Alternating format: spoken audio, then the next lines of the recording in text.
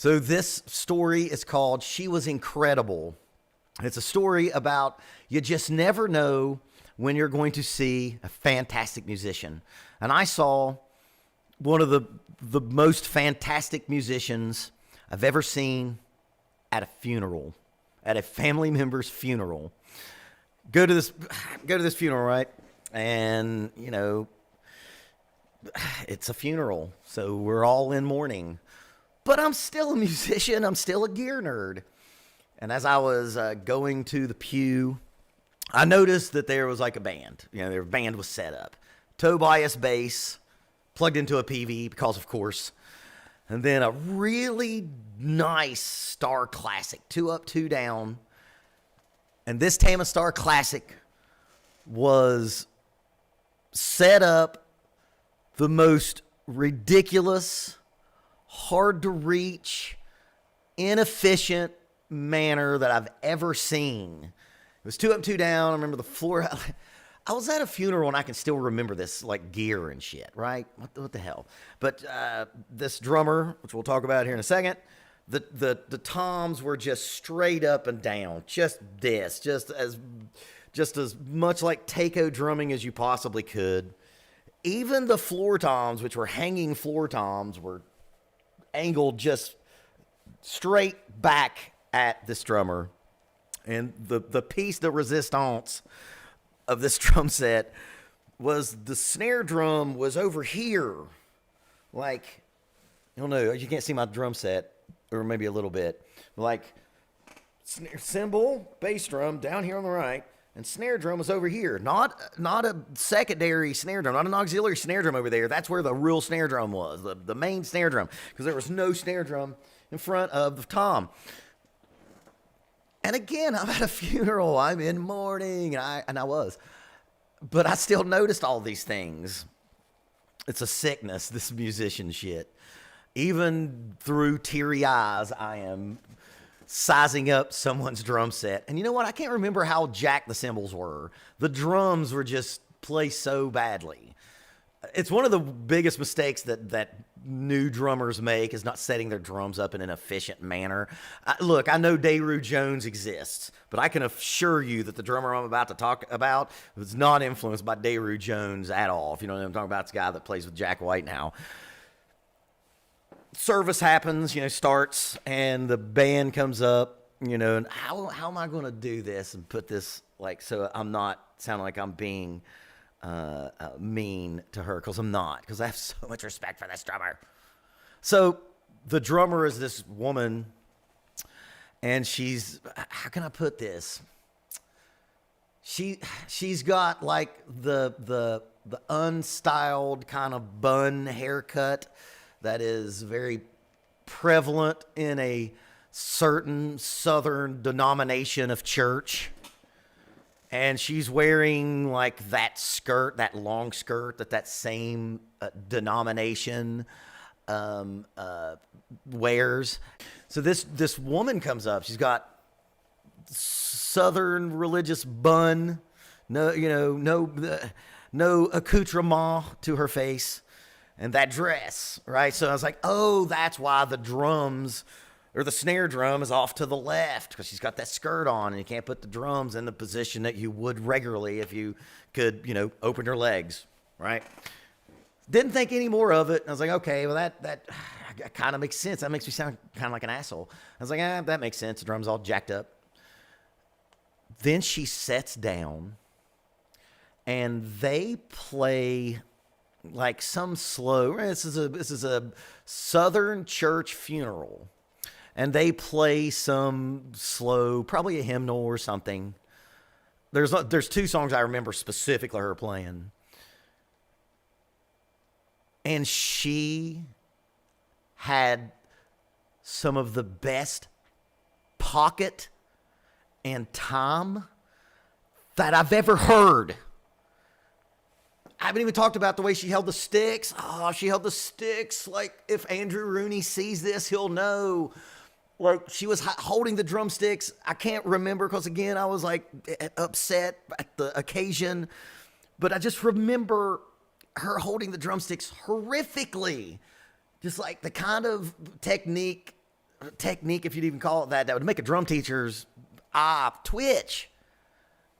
She was incredible. Her time, I'm getting goosebumps thinking about it. She was so good. And I've told this story to so many people since that day. Nothing about anything that this woman was doing technique-wise, or the way that she set her drums up, which were just the worst possible way that you could set up your drums to move efficiently around it. It did not matter. She was incredible. How did she play so good? Her time was perfect. She had, you've heard me talk about it on the channel, she had the golden 2 and 4. It was fucking mind-boggling. And when she would go to do drum fills, of course, you know, she's playing in church. Also, I should have said it earlier, like every drum set in church, it was behind plexiglass, right? Every drum fill she played, and the fact that she had her drum set so wacky, her drum fills were so good and appropriate and perfectly placed. I couldn't believe it. I was still, you know, mourning and being present for the funeral, but the whole time I was like, this woman is murdering this ballad. She's playing, and if you are a ballad player, I played with a female artist and that for 12 years, so I've played ballads a lot.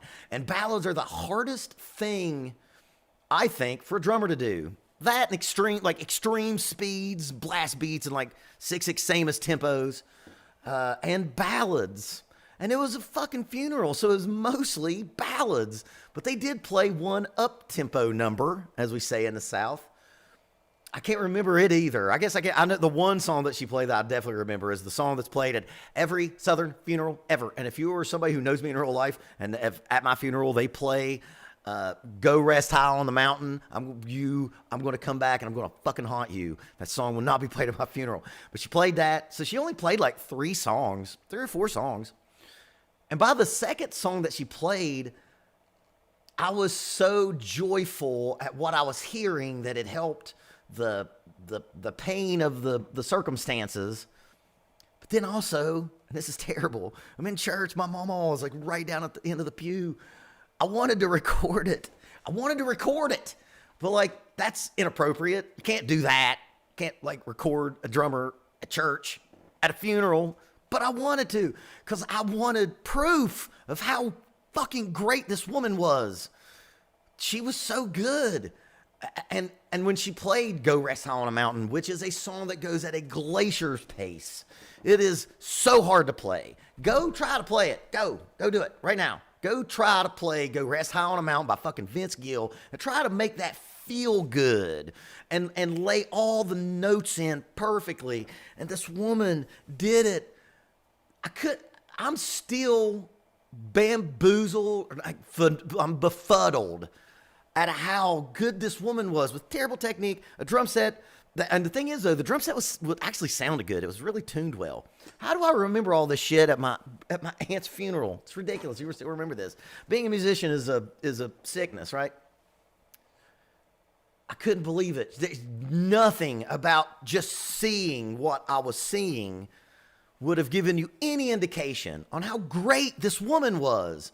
She was so good that I asked Miss Junk Drummer TV, like, would it be weird if I told her a good job, to tell her she did a good job? That's what I wanted to do. But I'm sure she didn't want to be thanked for doing something. I mean, like, I'm not going to talk about, like, the 2 things we don't talk about on the channel, religion and politics. And I'm not going to say anything about religion at all. But I will say that from their point of view, like, there's nothing that you can do with their music that's more honorable than to play it in memory and in honor of someone who has passed, right? So in a lot of ways, doing that, I also think about this with taps or the Star Spangled Banner in any of those kind of circumstances. There's no higher there's no higher thing that you could do with your music than to honor someone, right? So she was doing music in a really honest way. What's more honest than that? But I don't even get mired down with that. I just want to talk about how fucking good she was. This should not. I see that drum set in my nightmares, how badly it was set up. But her touch, her feel, her drum fills, it was all wonderful. I can't believe it. I can't fucking believe it to this day. How good. I almost want to go. That church is like 3 hours away from where I live. I would love to just go there and watch her play. Dude, I would do that. I would do that just to see her play again. Mind blowing. And I think maybe the moral of the story is one that's as old as time. Don't judge a book by its cover. Hey, you cynical dickhead drummer, teacher, and YouTuber, you think you fucking know everything. You judge this woman based on nothing of substance, really. You know, I was just in my head like, well, that drum set can't be played. That's silly. Oh, her snare drum's off to the side. That's dumb. Her drumsticks, she's holding them like I don't even know. It was so bad that I think I've through PTSD blocked it out of my memory, but I do know it was awful, and none of it mattered. None of it mattered. I think that if I were to go and drum teacher her, I think I might ruin something that's powerful. She's so good. She was so good. She was a better ballad player than me. And it's one thing that I take pride in because I'm a very good ballad player. Actually, one of my favorite drummers is Nigel Olsson, drummer for Elton John. My British people will know who I'm talking about. And he's like a master ballad player. So is the drummer for Queen, obviously. Roger Taylor. But that's my story about the woman who had no business being that good, but was one of the best drummers I've seen in the last 5 years.